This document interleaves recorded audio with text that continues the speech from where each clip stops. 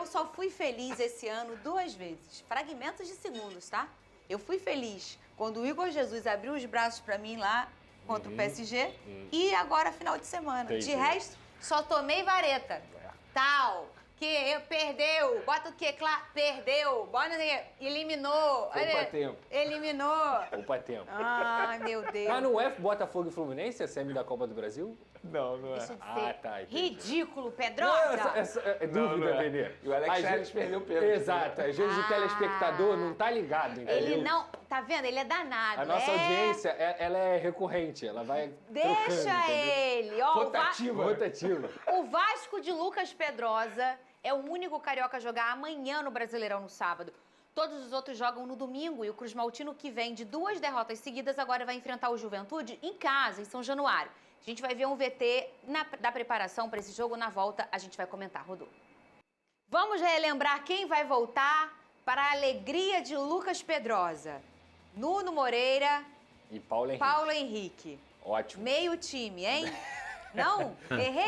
Quase. Um terço. Um Vamos terço botar do assim, time, Pedrosa. Um terço, cara. Porque, como eu até trouxe aqui, eu acho que o Paulo Henrique dispensa comentários, é lateral de seleção brasileira, pra mim o melhor lateral direito do Brasil, não tem muita discussão em relação a isso. Gosto do Pumita, acho bom jogador, mas não tem nem comparação assim. Se você for falar, colocar uma nota, o Pumita é um jogador nota 6,5, no máximo ele faz partidas nota 7. Hoje o Paulo Henrique é um jogador nota 9. Então, assim, eu acho que é um cara que dá ofensividade, dá também a parte defensiva. É o cara que mais vence duelos nesse time do Vasco, mais dribla. O Paulo Henrique tem uma média de 2,5 dribles por jogo. Então é muito importante ele. E o Nuno, eu já falei aqui, o Nuno é uma questão de QI, de inteligência, de dividir a responsabilidade com essa criação com o Coutinho e também ser um jogador que participa o tempo inteiro, tanto de gols quanto de assistências, está sempre ligado. Para mim, a melhor contratação do Vasco na temporada e ele vem mostrando isso desde o momento que ele chegou. Ele não precisou do Fernando Diniz para fazer ele melhorar. Ele já era muito bom jogador antes e ele só foi potencializado com essa equipe do Vasco. E olha, o Hugo Moura passou de titular absoluto à reserva, perdeu espaço com o Diniz,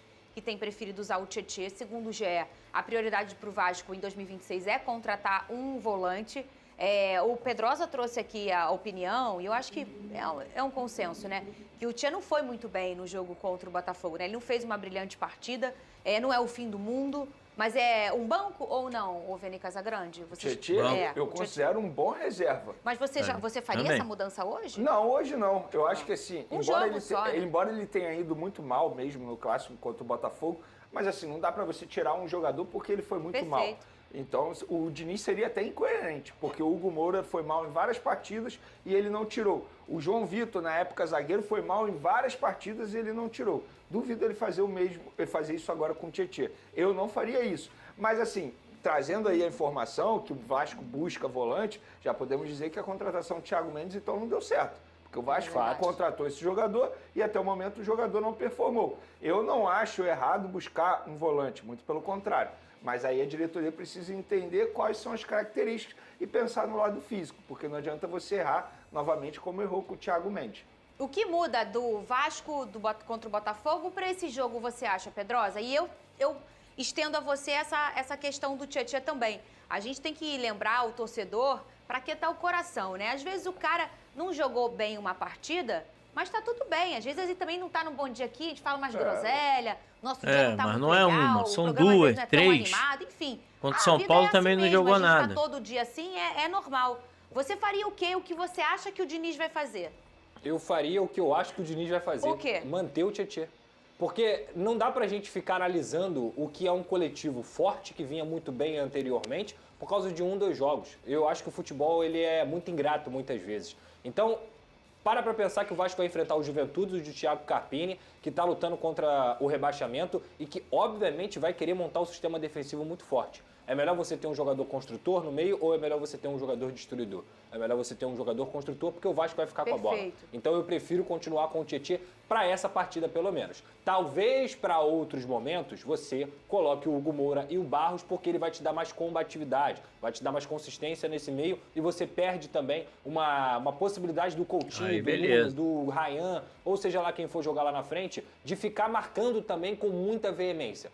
sistema defensivo todos marcam. Mas quando tem Hugo e Barros, eles dão mais suporte pro Coutinho, pros outros jogadores poderem jogar. Nessa partida de sábado, eu não tiraria o Tietê, eu colocaria o Tietê, deixaria o Tietê, porque eu acho que ele ainda pode voltar a ser o bom jogador que todo mundo sabe que ele é. E o outro ponto é em relação a essa equipe do Fernando Diniz, como eu falei aqui, vai jogar contra um adversário que vai se retrancar. A posse vai estar no Vasco da Gama, e aí você tem que entender que não só para o ano que vem, mas volante, eu já falei isso aqui diversas vezes, é a posição mais importante do futebol. Não é só um não, Vene. Se a diretoria está pensando em só um, tá errado, isso. tá? Tem que contratar um 5 e tem que contratar um 8. Os dois jogadores, tanto o primeiro volante quanto o segundo volante, para elevar a patamar. Eu tenho certeza que eles estão pensando nisso, não é só um volante. O negócio... Ainda sobre o Tietê, eu acho extremamente injusto quem julga o Tietê, o futebol do Tietê, por conta do desempenho contra o Botafogo. A torcida Sabe fez por isso, quê? Pedrosa? O Tietê, Sabe a por quê? torcida pegou no pé do Tietê. Pegou. O Tietê, ele não desempenhou mal sozinho, não. Coletivamente É falando, isso o aí. Vasco foi muito abaixo. É isso aí. Se o Vasco tivesse ido bem coletivamente falando e o Tietê abaixo, beleza, eu ia até entender a crítica, mas todo mundo foi mal. Mas Só que contra o São Tietê Paulo ele muito foi mal porque a gente também, sabe que ele pô. pode ir E o muito time melhor foi do que bem. isso. Então, assim, não dá pra você julgar o Tietê por conta desse jogo, até porque todo mundo do Vasco desempenhou muito mal. E ainda acho, Vene, que, repito, o torcedor ele tem memória curta. Porque verdade. as pessoas estão pedindo assim, Hugo Moura, Hugo Moura, Hugo Moura. Contra o Fluminense, o Hugo Moura jogou? Não. Foi 2-0 o Vasco, com o Tietê jogando de segundo volante. Sim. E o Vasco fez uma partida absurda contra o Fluminense no Maracanã. Que é um adversário, na minha opinião, né, até mais forte do que o Vasco enfrentou agora. Por exemplo, São Paulo. Eu acho o Fluminense melhor que o São Paulo. Acho o Fluminense melhor que o São Paulo. Que susto. O Botafogo é um time que tem grandes jogadores, mas não estava vivendo um momento melhor que o Fluminense.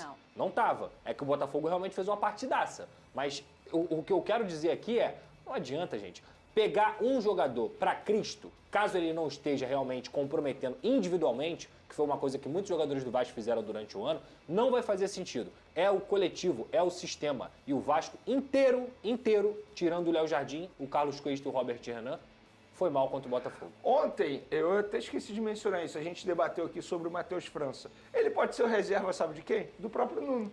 Porque ele faz essa função. Mais do que Também volante. Sim, e ele faz essa função. Eu lembro muito bem nos tempos de Flamengo, é porque eu não acompanhei muito o Matheus França lá na Premier League, mas nos tempos de Flamengo ele fazia isso que o Nuno faz hoje no Vasco, ele pode fazer muito bem. Muito melhor como volante, como você mencionou. Negócio, pessoal, só um minutinho. O pessoal tá preocupado que não sabe se vai ter, sabe o quê? Cadê? O que é? Cadê o que vai ter? Cadê, Palhaçada. gente? Cadê? Ah. Cadê? Não, de novo não. Teve. De novo não. E teve rápido, velho. Foi logo no primeiro tempo. Eu lembro disso. Ele vai jogar o tal do Nenê? Boa Que pergunta. tá no lugar certo, Juventude Nenê.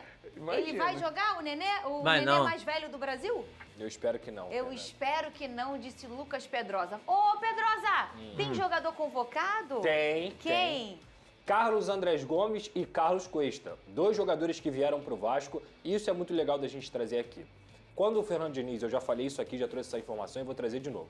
Quando o Fernando Diniz liga para esses caras e faz um processo de convencimento, a promessa para esses caras apresentando o projeto é: aqui você vai ter a possibilidade de ser convocado para a seleção colombiana. Para o Carlos Andrés Gomes, ele até usou o exemplo do Ares, e para o Carlos Cuesta a mesma coisa. Porque no momento o Carlos Cuesta estava isolado lá na Galatasaray. Ele não estava jogando lá. Então ele estava perdendo a oportunidade de estar numa Copa do Mundo. Eles vêm para o Vasco, eles contribuem para essa sequência boa que o Vasco teve nos últimos jogos, não nos 2 últimos, mas no pós-Copa, digamos assim, e tá aí. Eles estão convocados disputando uma vaga na Copa do Mundo. Então acho que isso também mostra como esse trabalho do Vasco foi bem feito e os próprios jogadores responderam em campo. Quais são as baixas aí na data FIFA, então, pro Vasco? Carlos Andrés Gomes, Paulo Henrique Cuesta. e o Cuesta. São as 3 baixas, A né? princípio, sim, porque O Vasco vai jogar na data FIFA?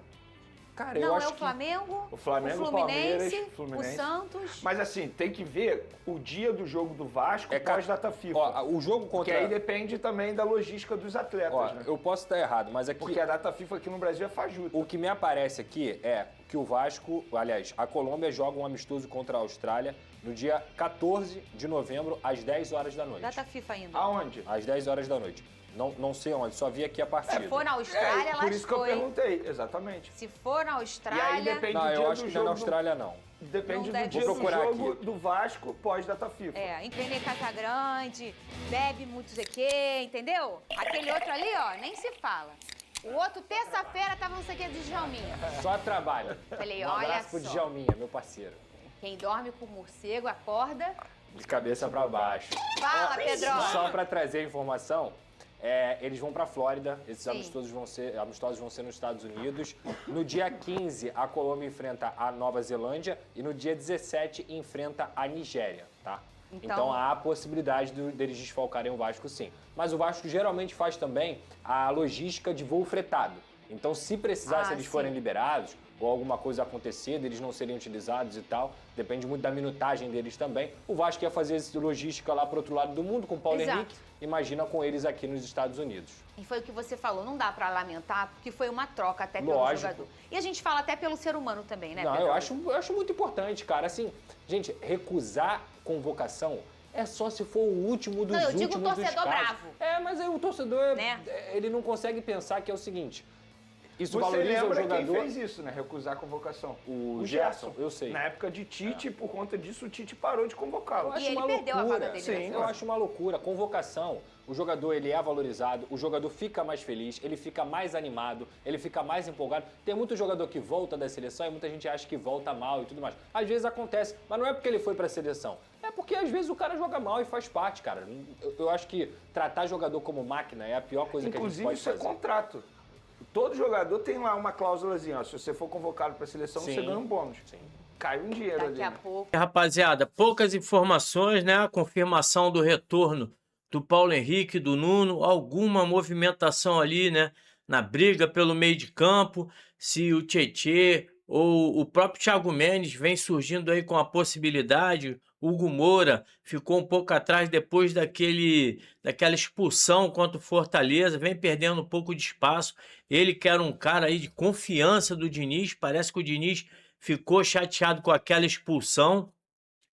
Então não tivemos muitas novidades, mas o Venê trouxe aí a informação da convocação, né, do Carlos Cuestas e também do Andrés Gomes, né? Importante a convocação, também concordo que os jogadores têm que ir aí representar o seu país para poder, né, fazer bem, né, a autoestima do jogador também. Eles que estavam sendo convocados antes de vir para o Vasco ficaram fora e agora, coincidentemente, depois, né, do bom trabalho que eles estão realizando aqui no nosso Vascão, voltaram a ser convocado, importante para os nossos atletas, e o Vasco que vai virando aí um time selecionável, né? Tem o próprio Puma Rodrigues, tem o Léo Jardim e o Ryan, que também, e o Coutinho, que estão aí nas pré-listas do Brasil, o Paulo Henrique convocado.